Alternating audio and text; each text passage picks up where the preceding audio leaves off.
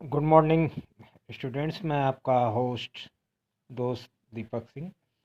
और जैसा कि एक छात्र ने हमसे डिस्कस किया था, रिफाइंड ऑयल जो है ये नेचुरल है, जो है सर आप इसको यूज़ करिए।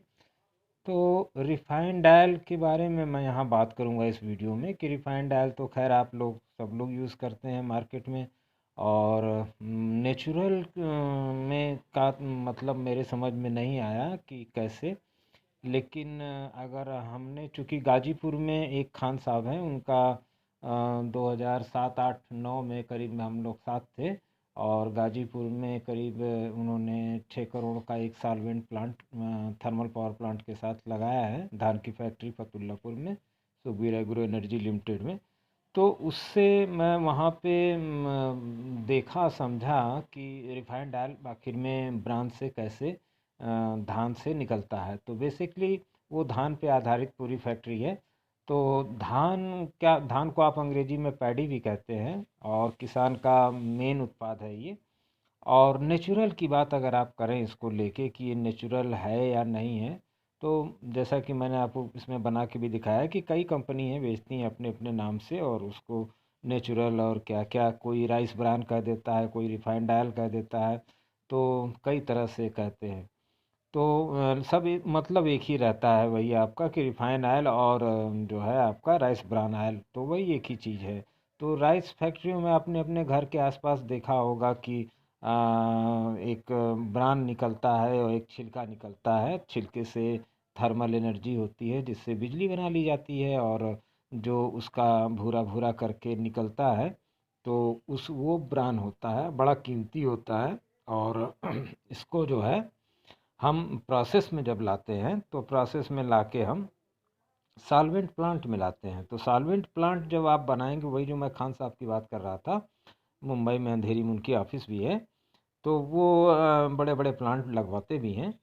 तो सॉल्वेंट प्लांट का एक लाइन का मतलब आप समझिए कि ये इसके अंदर होता क्या है। बस एक लाइन में होता ये है कि जो आपका ब्रान है वो पाइपों से गुजरता है, और उसके ऊपर पेट्रोल या ईथर का छिड़काव किया जाता है। क्योंकि पेट्रोल ऑयल का बहुत अच्छा दोस्त होता है, उसके साथ दोस्ती कर लेता है और उससे अलग हो जाता है। और वो जो फिर आपका ब्रांड है, पैलेट के रूप में बाहर निकल आता है। पैलेट मतलब जैसे आप पशु आहार का देखे होंगे ना, वो उस रूप में निकल आता है। उससे आप चाहें तो पशु आहार भी बना सकते हैं, क्योंकि उससे आयल निकाल लिया गया है। तो वो पेट्रोल फिर आगे चल के आपका इवेपोरेशन आसवन विधि का नाम सुने होंगे, वहाँ पे पेट्रोल अलग और तेल अलग हो जाता है।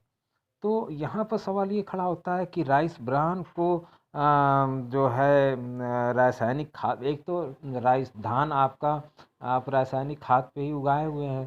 तो जब रासायनिक खाद पे अगर धान उगा हुआ है, तो वह धान तो हमारा पहले से 50% केमिकल है उसके अंदर। ये तो मान के चला जाए हम लोग, मान लीजिए हम शोध नहीं किए हैं, लेकिन इतना कॉमन सेंस तो है ही है कि हम ये मान के चलेंगे कि जो हम चावल खा रहे हैं इसके अंदर 50% डाई यूरिया पोटास है। सेकंड, दूसरा चीज़, अगर हम इसका तेल यूज़ करते हैं ब्रान का, तो ब्रान का अगर आप तेल यूज़ करेंगे तो साहब उसके अंदर तो पेट्रोल मिलाया जाएगा। तो एक तो ऐसे ही वो डाई यूरिया पोटास से उगा हुआ है, उसके बाद आप उसको पेट्रोल से प्रोसेस करके उसके अंदर से आप ऑयल बाहर कर रहे हैं। अगर इसको आप देखना है तो गाजीपुर में देख भी सकते हैं, कोई भी देखना चाहे।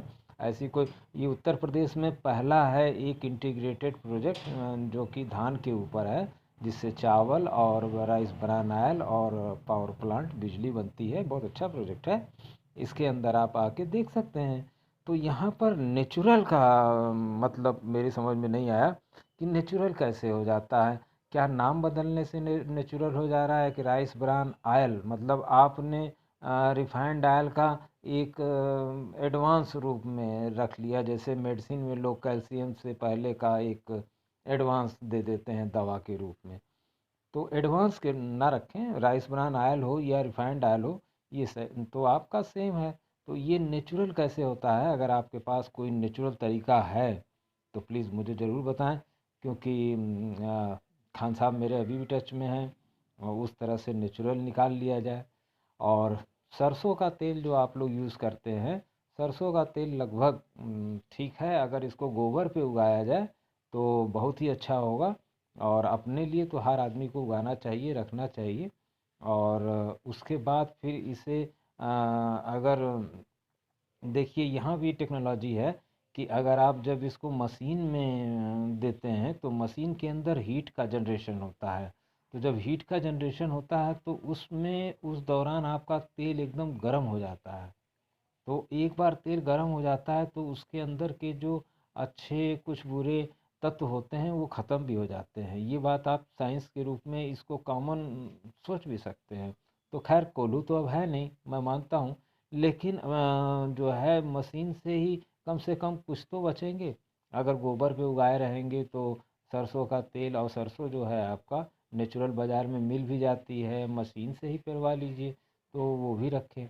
आटा में भी यही प्रोसेस है, आटा के अंदर आप देखते होंगे पूरा गर्म हो जाता है।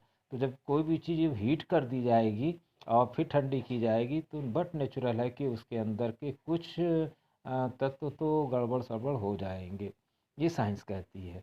और बाकी आप लोग पेज को ले सकते हैं। मैं इसका रिफाइंड ऑयल नाम रखता हूँ इस कंटेंट का, कि refined oil is natural. Many many thanks. Rice bran oil. Thank you.